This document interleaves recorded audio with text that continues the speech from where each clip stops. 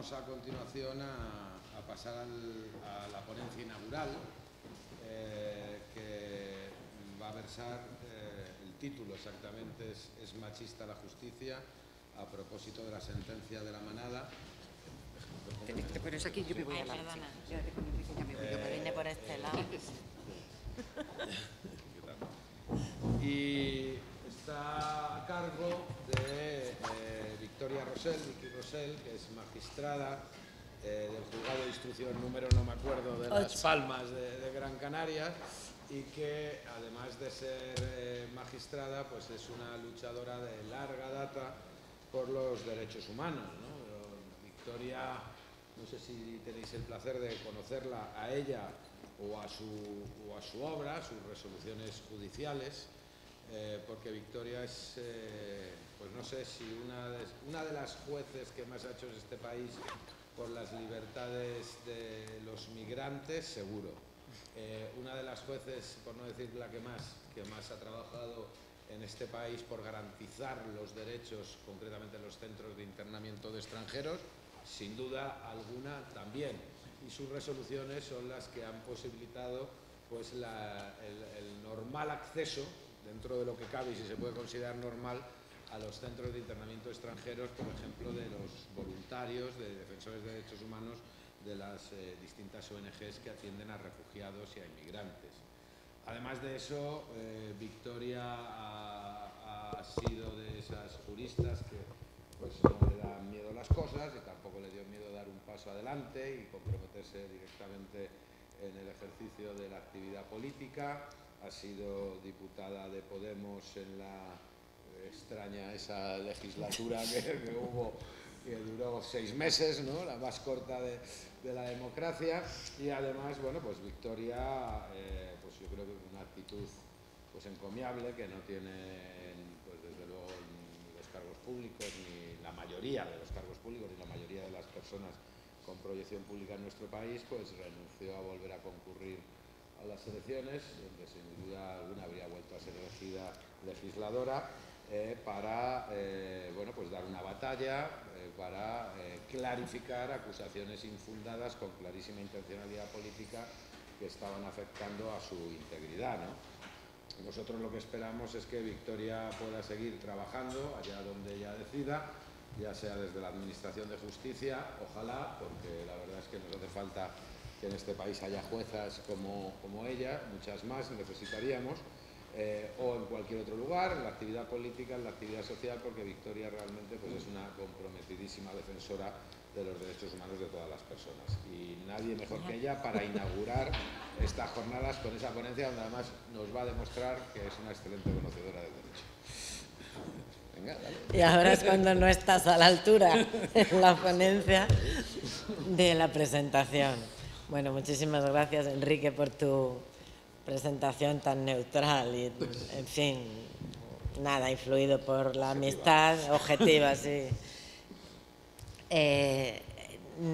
Pido perdón a todos y todas primero porque tengo un catarro singular, de que espero que no se entere catalá, pero no me deja ni respirar bien, ni hablar bien, y además me nubla un poco la cabeza, así que estoy en una situación un poco...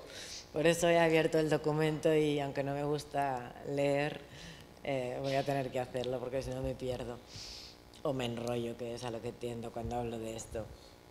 Bueno, gracias a todas las organizaciones que han hecho posible esto y al Foro de Abogadas y Abogados de Izquierdas. En el programa lo que pusimos como título es «La justicia es machista», a propósito de la manada. A la primera pregunta, sí. Los que tengan mucha prisa. A ver, el Poder Judicial de nuestra sociedad machista es sin duda un Poder Judicial machista. El Poder Judicial carece de perspectiva de género.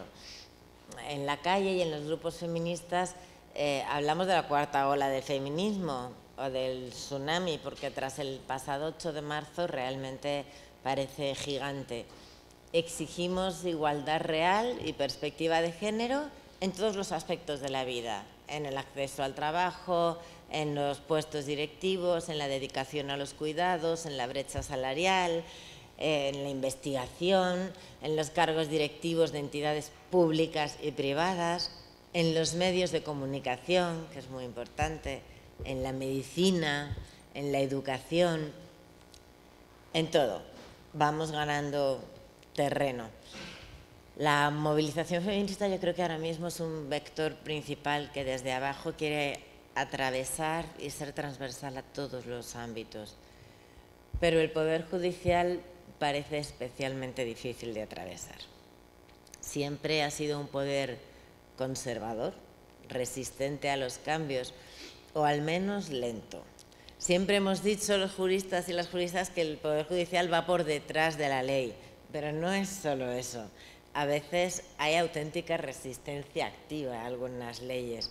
En concreto, mediante cuestiones de inconstitucionalidad se presentaron más de 100, creo que fueron 120, contra la Ley Orgánica 1/2004 de protección integral contra la violencia de género.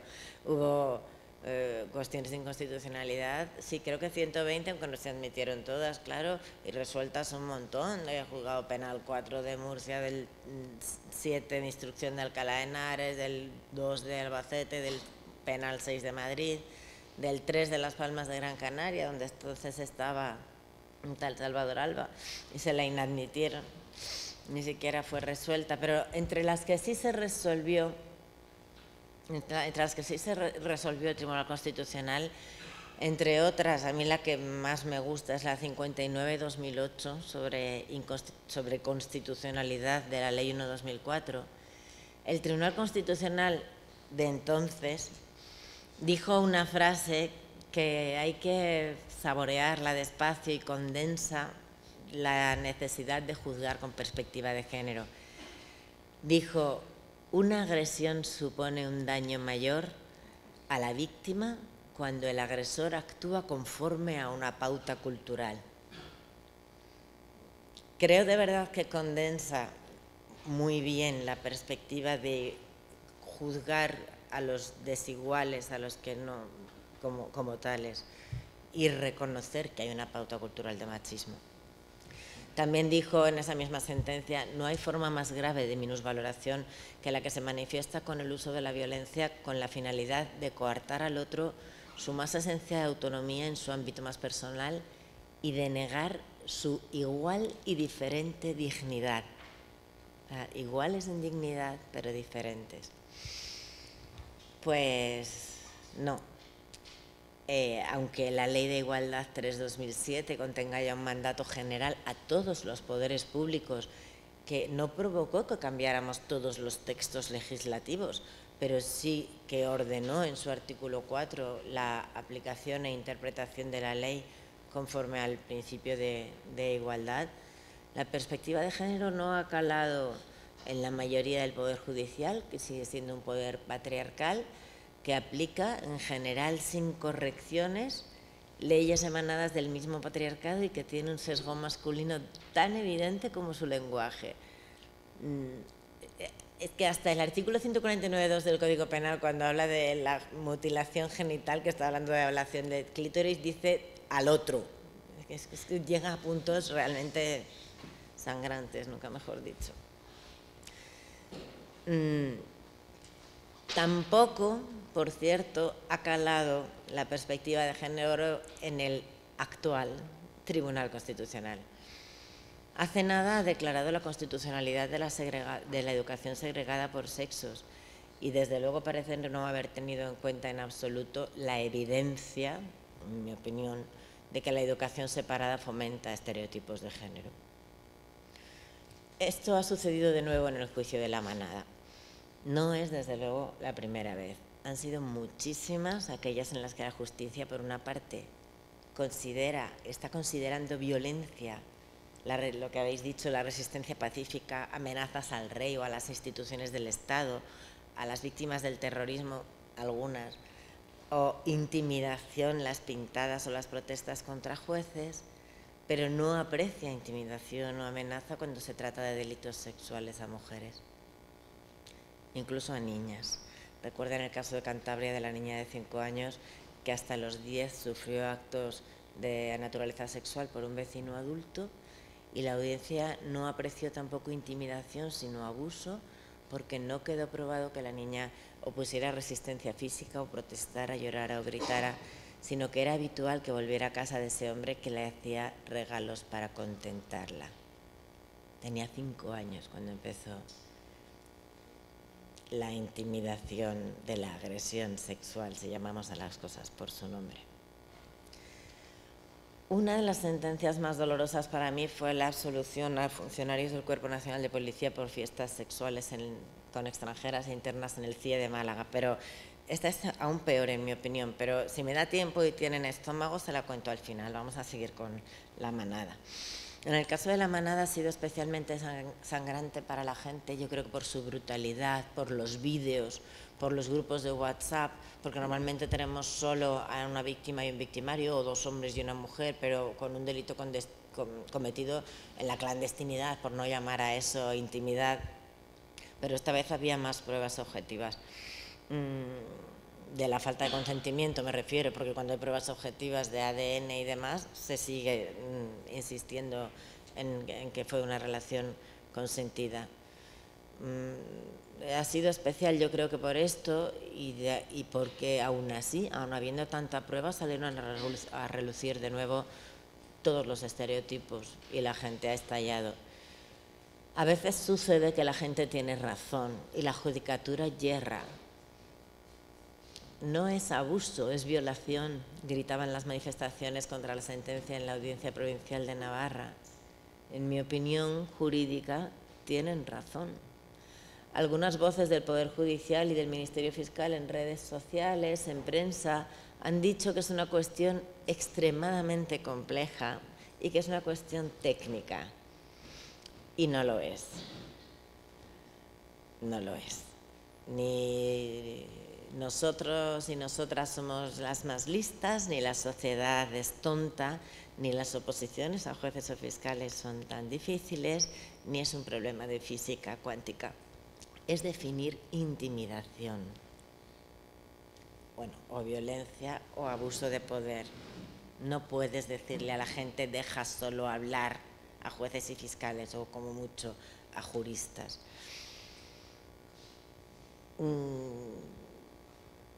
El movimiento Me Too, en el que se implicaron actrices y famosas de todo el mundo, trataba esencialmente de abusos sexuales con prevalimiento, de lo que sí que es el abuso del 181 del Código Penal, que tradicionalmente era un prevalimiento por parentesco, como sabéis, o por un abuso de superioridad equivalente, dirigido a obtener un consentimiento, a minar una voluntad que al final se obtenía, viciada, pero se obtenía. Familiares, profesores, entrenadores, jefes, mandos en cuerpos jerárquicos o productores de cine para las actrices que luego siguen en ese mismo mundo, pero obtenían un consentimiento. El 181.3 aplicado por la sentencia de la Audiencia Provincial de Navarra a la víctima de la manada se aplica, como sabéis, al supuesto de que el consentimiento se obtenga prevaliéndose el responsable de una situación de superioridad manifiesta que coarte la libertad de la víctima. Y eso pese a creer la sentencia mayoritaria en las manifestaciones de la víctima, considera que las 9 penetraciones en media hora fueron con su consentimiento. Y los hechos probados de la sentencia, yo fue lo primero que me leí, porque como todos los juristas fui primero al fallo, pero como había más voto particular que fallo, digo, bueno, voy a los hechos probados. Eran muy cortos, páginas 16 y 17, tuve que parar porque me eché a llorar. Los hechos probados de la sentencia son de violación. Describen para mí perfectamente la intimidación. Literalmente al folio 16 dice: al encontrarse en esta situación en el lugar recóndito y angosto descrito, con una sola salida rodeada de 5 varones de edades muy superiores y fuerte complexión, conseguida la situación conforme a lo pretendido y deseado por los procesados y querida por estos, la denunciante se sintió impresionada y sin capacidad de reacción. Si paramos el relato ahí y en esa situación descrita le solicitan sin amenaza explícita el bolso o el móvil, todos los fiscales y todos los jueces condenamos por robo con intimidación. Creo que en eso quien ejerce en penal no tiene ninguna duda. No se plantea en la alternativa de que te apeteciera ni que te entregaras voluntariamente el móvil y luego te arrepintieras. Nunca se contempla. Después sigue ese folio de los hechos probados, tras desabrocharle el sujetador y quitarle la riñonera, desde lo que experimentó la sensación de angustia incrementada cuando uno de los procesados acercó la mandíbula de la denunciante para que le hiciera una felación, y en esta situación notó como otro de los procesados le cogía de la cadera y le bajaba los leggings y el tanga. La denunciante sintió un intenso agobio y desasosiego que le produjo estupor y le hizo adoptar una actitud de sometimiento y pasividad, determinándole a hacer lo que los procesados le decían que hiciera y manteniendo la mayor parte del tiempo los ojos cerrados. O sea, lo que querían obtener y obtuvieron no fue el bolso, fue otra cosa. Según los hechos probados, 5 penetraciones bucales, 3 vaginales y 1 anal, 9. Y yo creo que describe perfectamente las circunstancias que conformaron la situación de intimidación. Ya en la valoración de la prueba, aparte de la humillación, la jactancia, las fotos, los vídeos de ellos, tiene en cuenta, lo dice, que los vídeos los cortan los agresores cuando quieren. Porque no es una cámara de un comercio, ellos están grabando. Y se oye a uno de ellos decir, Quillo, esto ya no tiene guasa, al principio. En la página 72, al valorar la prueba, utiliza el adjetivo atemorizada para describir la situación de la víctima. Aprecia gritos de dolor de la víctima acorralada contra la pared por 2 de los agresores y literalmente imágenes que evidencian que la denunciante estaba atemorizada y sometida de esta forma a la voluntad de los procesados. Esa es una definición correcta de intimidación. Y también aprecia el daño causado. Tenía una lesión leve vaginal, un eritema, que estiman debido al rozamiento y el estrés postraumático, que esa es una gran lesión. Defiendo que hay intimidación, pero además en estos días que hemos estado todos debatiendo en radios, televisiones y tal, que no, que es abuso de poder, que por qué no el 181, que solo se llevan 2 años, cosa que es una falacia. ¿Por qué el 181, que es el que regula los abusos, no prevé la circunstancia agravante del 180 de ser 2 o más personas actuando en grupo? ¿Porque al legislador no le parece más grave unos abusos de 2 o más personas actuando en grupo contra una sola víctima? ¿O porque el legislador nunca se le ocurrió que un abuso sexual en grupo no consentido no fuera agresión? Porque, hombre, si no es que se le olvidó un agravante evidente. El abuso de superioridad es otra cosa, insisto, que consigue el consentimiento viciado.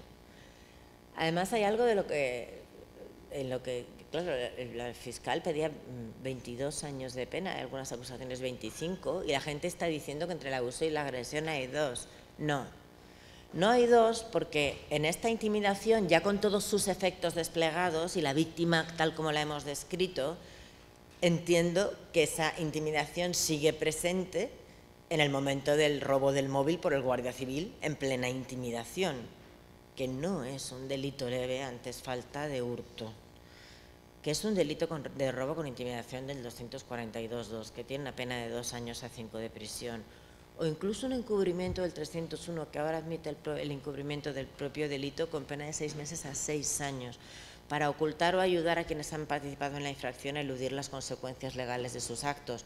Pero bueno, por no acuso a nadie, esta alternativa no fue objeto de acusación, pero sí el robo con intimidación.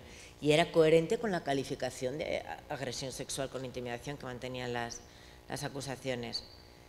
De verdad, ¿quién se va a creer que el guardia civil, que es quien más sabe de la investigación de los delitos, hizo ese hurto por avaricia, como dice la sentencia, con ánimo de lucro? Si tiró las tarjetas en el acto y a la mañana siguiente tiró el móvil, cuando ya les habían identificado, porque todos sabemos que puede ser identificado o incluso ahora fácilmente geolocalizado, y el Guardia Civil lo sabe. es ilógico, carece de base racional. La calificación de delito leve de hurto es extremadamente generosa con el guardia civil. Y el desapoderamiento del móvil, insisto, en mi opinión, se realiza bajo las mismas circunstancias intimidatorias y además va a impedir a la víctima solicitar ayuda inmediata. Del voto particular, lo siento, pero no voy a hablar casi porque me ha resultado insoportable. Hiriente. Nunca había leído un voto particular de 240 páginas a una sentencia de 134 que afirma formulariamente respeto hacia sus compañeros, pero luego habla de apreciaciones voluntaristas de sus compañeros de sala que ya tenían decidida la condena. Eso tiene un nombre también en derecho penal.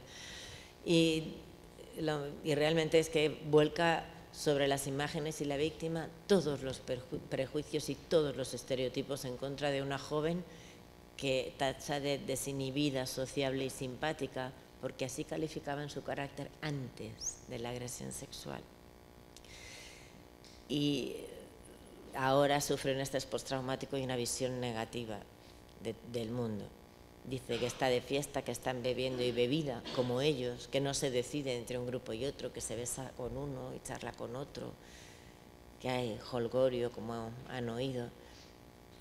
Acaba devastada, como narran los testigos, los 8 policías, los médicos y psicólogos que la atienden a partir de ese momento. Pero yo creo que se le aplican todos los estereotipos patriarcales, machistas, católicos, que nos recuerdan de dónde venimos y de dónde algunos, no sé cuántos miembros del Poder Judicial no acaban de salir. ¿De dónde venimos? Pues yo estudié Derecho del 86 al 91 y todavía el Código Penal hasta 1989 venimos de los delitos contra la honestidad. Aquí, bueno, los hay de todas las edades, pero el estupro, el rapto, la violación, una evolución muy larga de contar y que no procede hoy, pero por una parte recordemos que admitía que el perdón de la ofendida extinguiera toda acción penal, que luego eso se cambió en el 89 y se quitó solo en la violación, que impedía la violación del marido a la mujer, penarla, quiero decir. Uno de los manuales que estudiábamos decía: el problema de si el marido puede cometer violación sobre la mujer propia, ha de resolverse desde el punto de vista de la antijuridicidad, por constituir el débito conyugal no solo un deber, sino un derecho de los cónyuges. No estoy hablando del franquismo, estoy hablando hasta el 89. Pero sobre todo, juzgaba la honestidad. Eso permitía juzgar la honestidad de la víctima, porque era una visión absolutamente clasista, machista, por supuesto, también mucho que ver con la Iglesia católica y con todos esos prejuicios, porque a una mujer de clase, en fin, de buena familia que fuera violentada, se penaba ese delito. Pero si no, lo que se podía discutir, porque el bien jurídico protegido era la honestidad, era si era honesta. Y entonces pasaban a juzgar a la mujer. Y yo creo que de ahí deriva la maldita y acendrada costumbre de juzgar a la mujer víctima. Su vida anterior y posterior, conforme a unos cánones y a unos prejuicios, y una justicia que sigue siendo clasista, machista y en muchos casos católica, y que quizá no haya cambiado tanto.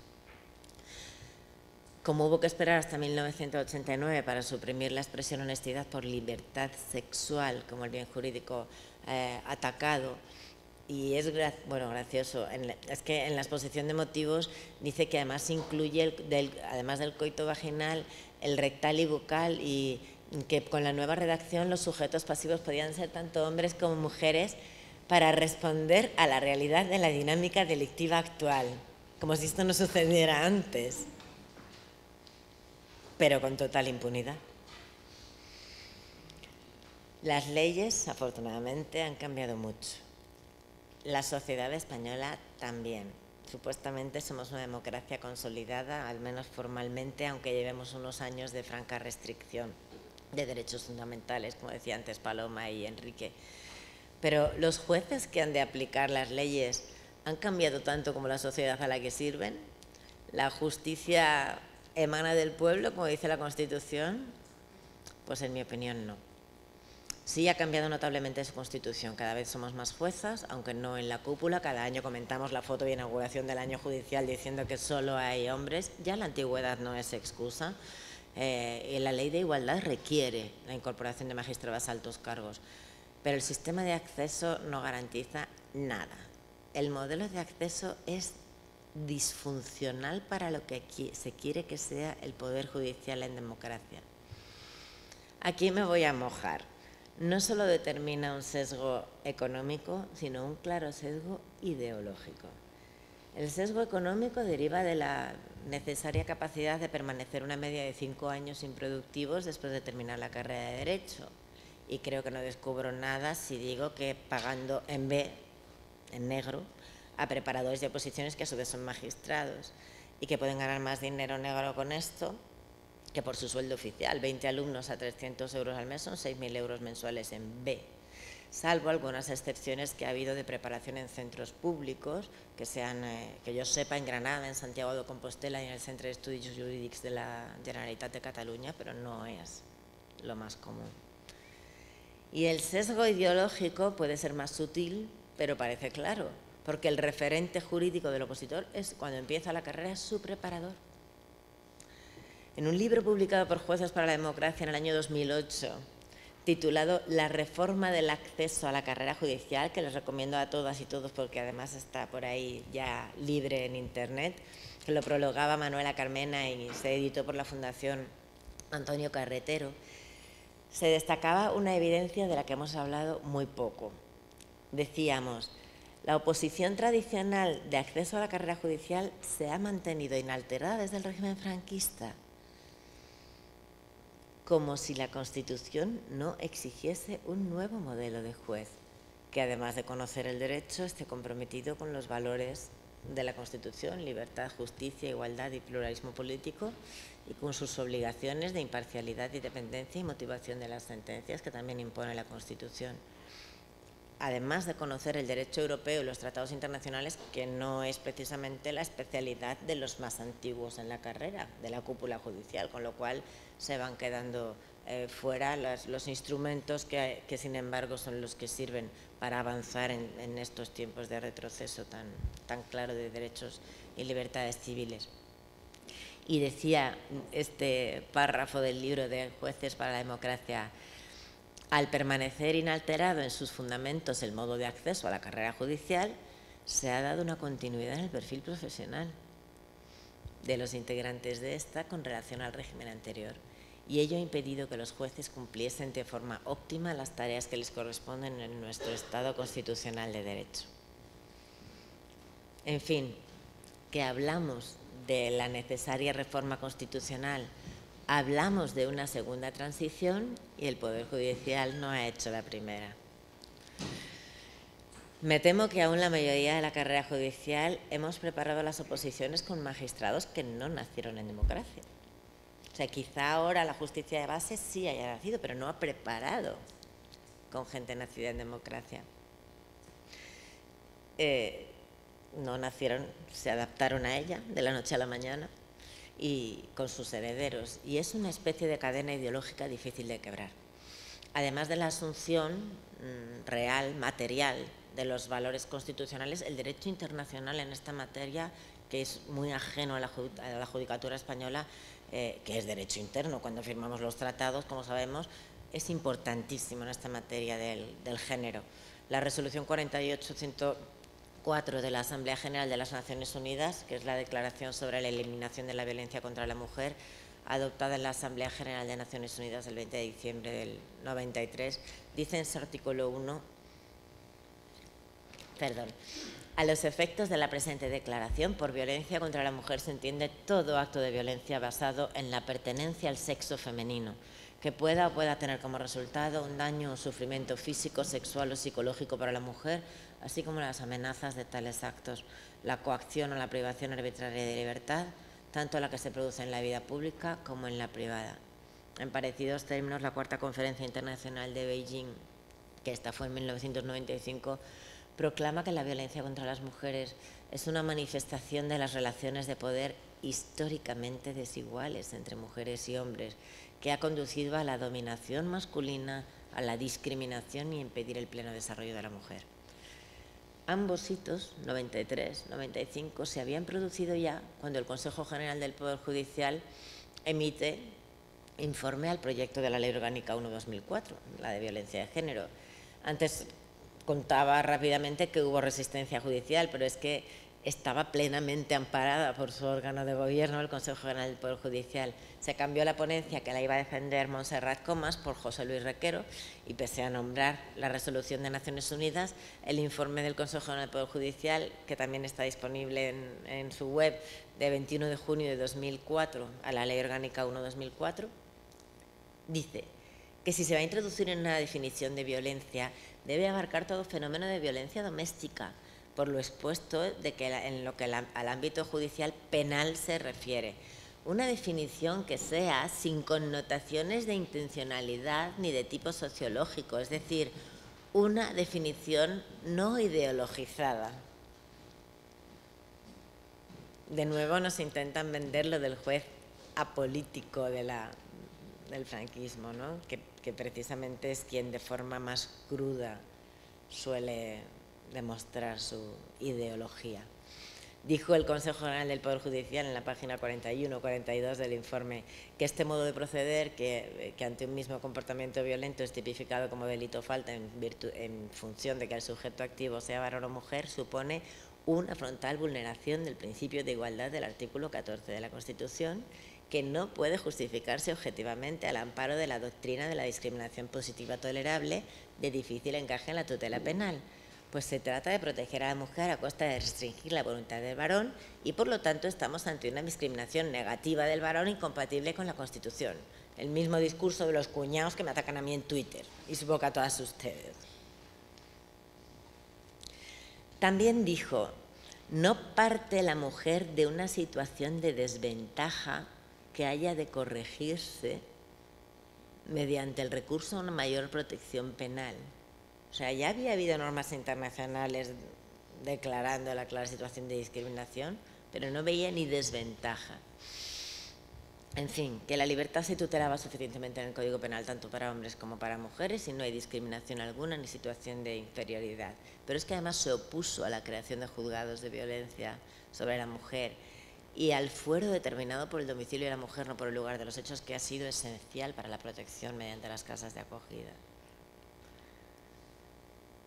Bueno, después España firma el Convenio de Estambul el 11 de abril de 2014, que entró en vigor el 1 de agosto de 2014, que es la Convención del Consejo de Europa contra la violencia contra las mujeres y la violencia doméstica, que se inició con su firma el 11 de mayo de 2011 y tardamos 3 años en firmar, pero ya está firmado.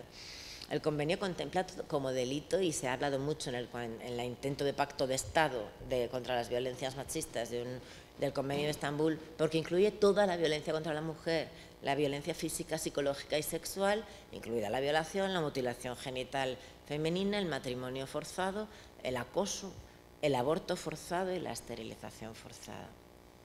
Con su entrada en vigor el 1 de agosto de 2014, por primera vez, la violencia contra las mujeres y la violencia intrafamiliar eran consideradas una grave violación de los derechos humanos y una forma de discriminación de las que los estados son responsables si no responden de manera adecuada.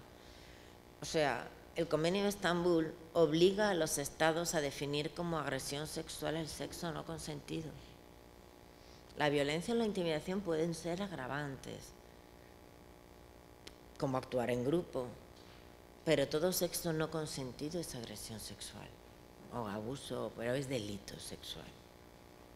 Entre las obligaciones de los estados firmantes del Convenio de Estambul destaca la formación de los distintos colectivos de profesionales que intervienen en las situaciones de violencia de género, tanto administrativos como la abogacía, como desde luego judicatura y fiscalía. Y tampoco esta parte del convenio se ha cumplido en nuestro país. La formación en violencia de género consiste en la mayoría de las ocasiones en un curso de máximo de 10 días, a veces online, para los juzgados especializados, que como sabéis son los de instrucción y los de conformidades.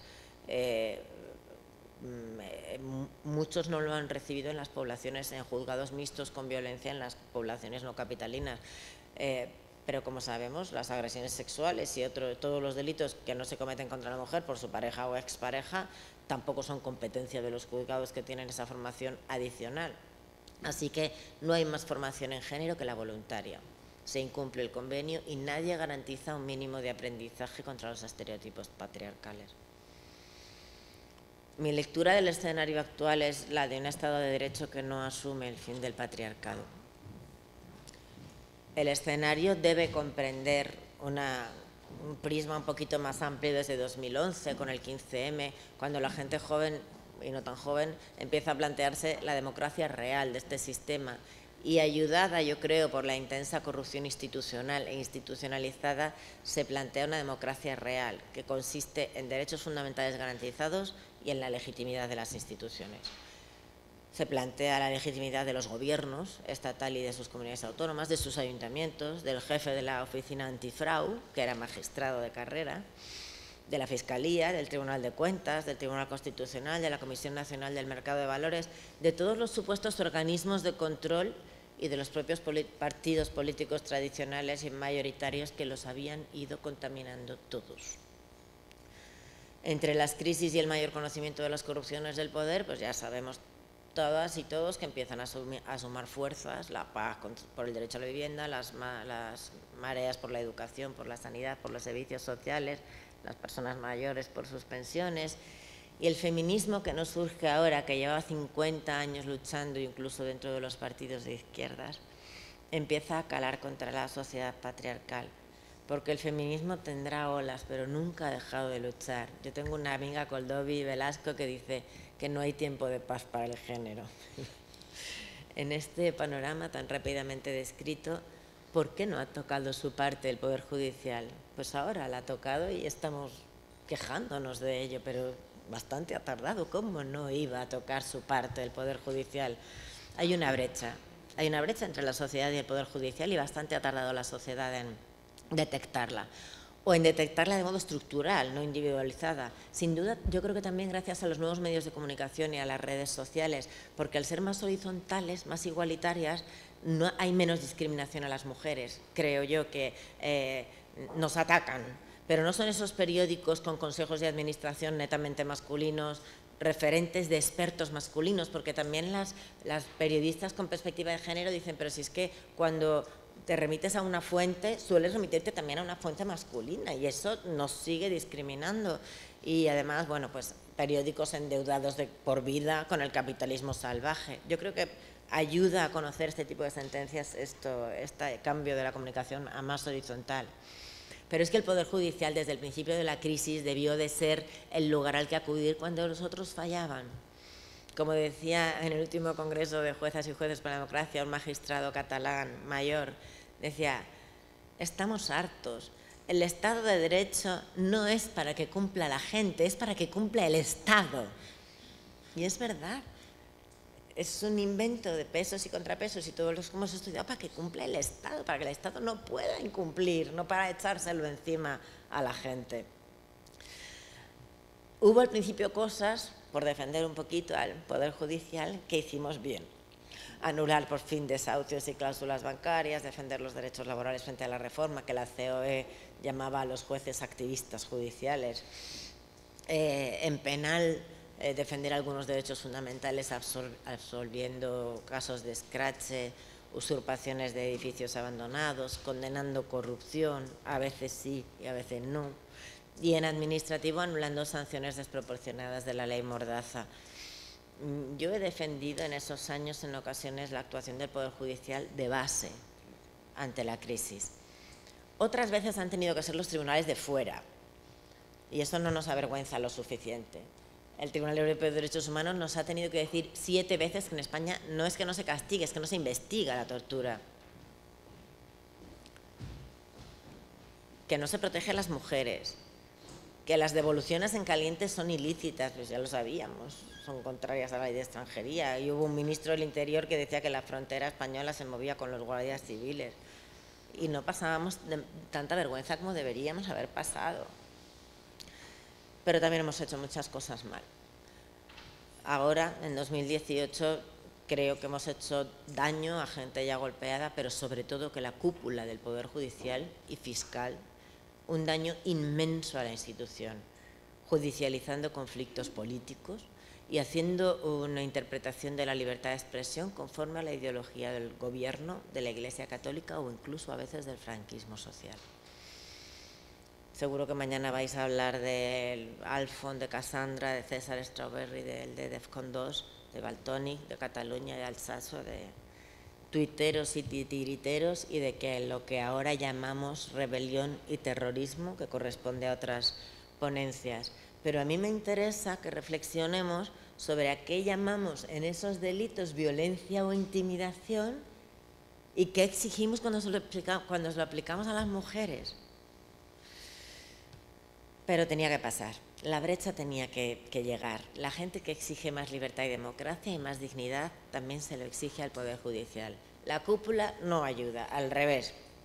Quien más nos ha desprestigiado, creo, ha sido el propio Gobierno, judicializando conflictos políticos y metiendo la nariz y algo más que hemos oído por teléfono en casos judicializados de corrupción. Pues bien, ya está. El Poder Judicial está cuestionado por ciertas corrupciones, por la complacencia de su cúpula con el Poder Ejecutivo, esta sí podría calificarse de holgorio, de regocijo, y por patriarcal. Hasta ahora nadie hablaba de esta brecha. La perspectiva de género con la que deben ser, es obligatorio interpretar las leyes que protegen los derechos y libertades de las mujeres en situación de desigualdad, no se han aplicado. Y lo que ha inundado las calles, en mi opinión, es la reacción del feminismo, de la igualdad ante un machismo violento que no solo es estructural, sino encima defendido institucionalmente. Hace falta diálogo en esa brecha y la Judicatura por ahora está incumpliendo una obligación del Estado asumida en el Convenio de Estambul, se está autodefendiendo, no se está autocriticando y no se puede pedir respeto absoluto a las resoluciones judiciales y más a los representantes públicos cuando parte del pueblo está mostrando su rechazo y a su vez los colectivos de jueces y juezas sí nos permitimos pedir la dimisión del ministro de Catalá y tal, con lo cual, bueno, no, es el respeto entre poderes, lo entendemos las asociaciones judiciales de forma realmente desigual. El derecho a la crítica sin insultos ni violencias en democracia es recíproco. Exigimos confianza en el Poder Judicial como si nos la regalarais en vez de merecérnosla, pero sin un atisbo de autocrítica. La confianza hay que ganársela y el respeto ha de ser mutuo. Yo sufro como mujer y como jueza con las sentencias y condeno, por supuesto, los excesos violentos de un lado y del otro. Pero en el fondo, creo que en el fondo, y no me entendáis mal, me alegro. No desde luego del contenido de la sentencia de primera instancia, sabemos que cabe recurso ante el TSJ de Navarra, ante el Tribunal Supremo, sino de que la brecha se haya puesto de manifiesto, que la movilización feminista y la gente en la calle interpele también al Poder Judicial. Cuando hablamos de cambio, de la necesidad urgente de rehabilitar las instituciones, incluyamos al Poder Judicial. Si no lo sentimos como un problema, en mi opinión, jamás buscaremos una solución. Así que por eso que en parte me alegro de que salga a la luz el problema. Esa era la ponencia que os quería dar.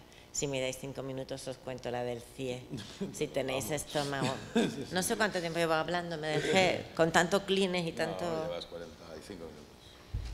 Pues os voy a contar, si tenéis estómago, una sentencia que para mí es peor que la de la manada, que es de la Audiencia Provincial de Málaga, sección tercera, de 5 de junio de 2015, el sumario 1002-2009. Policías custodios contra mujeres inmigrantes en situación irregular y privadas de libertad. Si alguien se imagina una mayor situación de vulnerabilidad. Bien, allí aparecieron fotos y allá aparecieron hasta preservativos. Lo indicó, lo testificó la señora de la limpieza. A la fecha del juicio, las víctimas habían sido expulsadas. Alguna no quiso declarar su videoconferencia y solo una, todas eran testigos protegidas, una llegó a juicio. El Ministerio Fiscal acusaba de abuso sexual con penetración con consentimiento viciado el del 181, con penas hasta 10 años de prisión. Acusaban también, afortunadamente, a Andalucía Acoge y las propias testigos protegidas. La sentencia declara probado que algunos funcionarios de la Policía Nacional, los acusados, adscritos al CIE de Málaga en el turno de noche, en los meses de junio y julio de 2006, organizaron cenas con algunas de las mujeres internadas previamente seleccionadas por ellos, con alcohol, dulces, música, perfumes. Les dejaban usar el móvil. Incluso acudía un policía ajeno al CIE en un coche Z. No declara probadas las relaciones sexuales ni los tocamientos, ninguno. No cree a las víctimas. Las testigos protegidas declararon sus propios tocamientos y manoseos y relaciones sexuales propias y de otras. Pero la sentencia decía que, desafortunadamente, literal, la ausencia de las declaraciones de varias de las internas que en su día fueron expulsadas del territorio español impedía que los relatos de acceso carnal tuvieran la suficiente consistencia. Lo has expulsado tú, lamentablemente. La testigo protegido 20, que la sentencia dice que resultó ser la mujer de la limpieza española, viva la protección de testigos, contratada por el Ministerio del Interior, claro. Narró con todo lujo de detalles, en instrucción, que un policía decía que estaba pasando revista al ganado, que cuando llegaban mujeres miraban, revisaban e incluso criticaban su físico. La testigo protegido 10 reconoció relaciones sexuales con un policía acusado, versión corroborada por otras 2 testigos protegidos en fase de instrucción con meridiana claridad. Las sentencias dicen que hubo consentimiento viciado porque las víctimas temían las represalias del agente uniformado. La sentencia dice que hubo tocamientos y relaciones sexuales, pero que no podían concretar exactamente las víctimas, el número de fiestas y las fechas. Que la víctima de penetración no puso denuncia ni antes ni después de su expulsión, ni el Ministerio Fiscal en su nombre, y nunca pudo declarar. Que solo la testigo protegido 10 declaró en el plenario. Y se pone a analizar los posibles móviles espurios. Suspender la expulsión o tramitar la residencia temporal por circunstancias excepcionales, el 59 bis, que también está en manos de la policía. Faltan elementos de corroboración, dice el tribunal, pero todos estaban en manos de la policía. Las cámaras no grabaron, las de pasillo, y solo se ve entrar y salir de la madrugada con pizzas y cervezas, igual que en las fotos, juntos, pero no fotografiaron actos sexuales.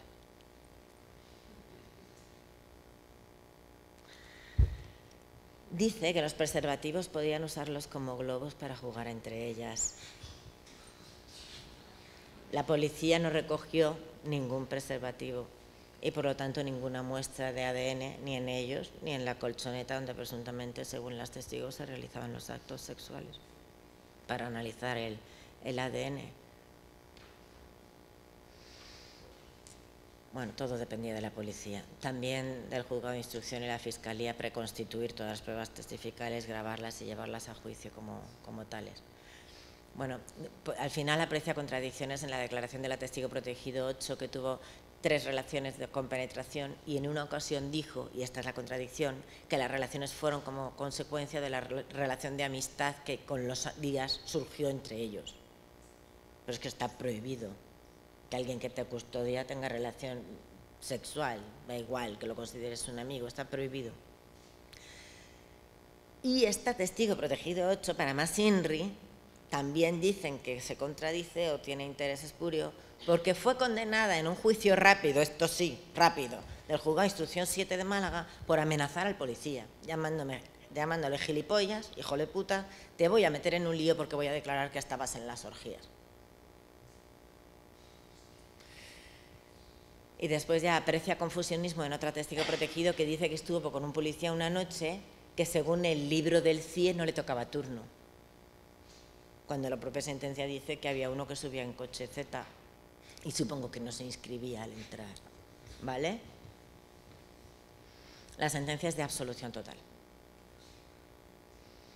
Aclara que no considera que los testigos hayan mentido, sino que faltan pruebas inequívocamente demostrativas de los hechos y que en la duda hay que optar por la absolución. Incluso recuerda, y esto es un atisbo de dignidad a petición de Andalucía Coge, creo, y no sé si también del Ministerio Fiscal, que la mera solicitud sexual a los responsables de un centro, a personas internas, es delito del 443, pero es verdad que se les olvidaron los CIE. Están en vigilancia, están prisiones, centros de menores, pero no están los CIE, que llevan construidos en este país más de 25 años. Pero es que usando el 4.2 del Código Penal se elevó por el tribunal esa petición, ya sabéis, de que algo que no es delito crees que debiera serlo, y hasta la fecha el 443 sigue sin CIES. Bueno, siento el mal rato de haberos contado esto, pero es que es para no olvidar la triple discriminación o cuádruple de la mujer migrante sin papeles y privada de libertad, para las que dicen y los que dicen que el feminismo es liberal o supremacista o blanco. No. También las refugiadas, las africanas, las latinoamericanas, también Berta Cáceres y su lucha por la tierra y por recuperar la sabiduría de sus ancestras, que somos todas y deberíamos ser todos. Que como decía Rosa Luxemburgo, quien es feminista y no es de izquierdas carece de estrategia, pero quien es de izquierdas y no es feminista carece de profundidad. Sé que intentamos abrir brechas en el derecho y os reconozco el trabajo de quienes lo hacéis a diario en el derecho laboral, muchos y muchas, en el contencioso, en el penal, en el civil y hasta en el militar. Pero yo tengo que tener siempre un recuerdo para espacios de no derecho, que son los CIE. Gracias.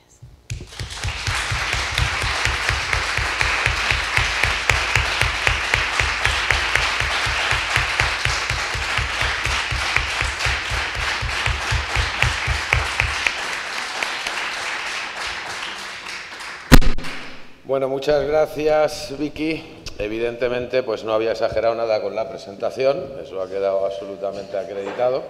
Hemos tenido la suerte de tener tu presencia y tu conferencia, que ha sido muy ilustrativa.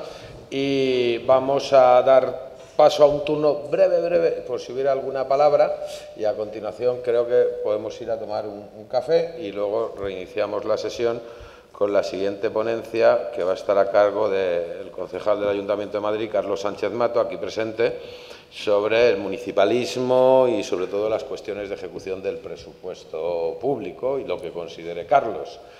Quiero también ya aprovechar, ya que pues he cogido el micrófono, para saludar a Jesús Benito, presidente de ALA, que está con nosotros, y a Rafa Mayoral, que es el responsable de Sociedad Civil, creo que es de Podemos, que también está con nosotros, y bueno, pues es un antiguo integrante de este foro de abogados y abogadas. ¿Alguna palabra, alguna intervención? No sé si queréis. Alguna diputada está de incógnito, pero está.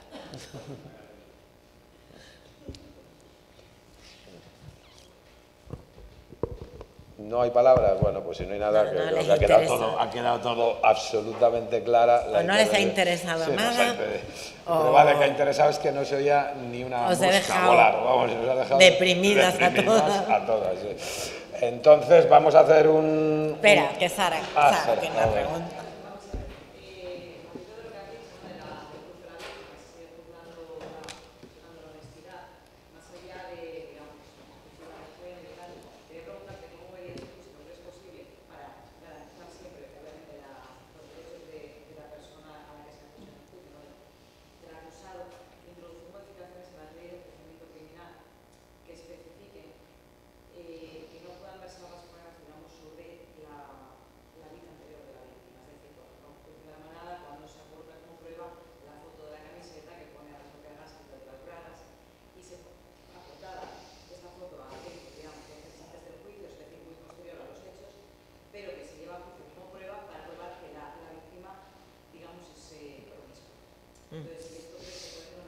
Es que ¿sabes lo que me pasa, Sara? Que en la LECRIM, o sea, es que tenemos que ser muy fans del derecho de defensa.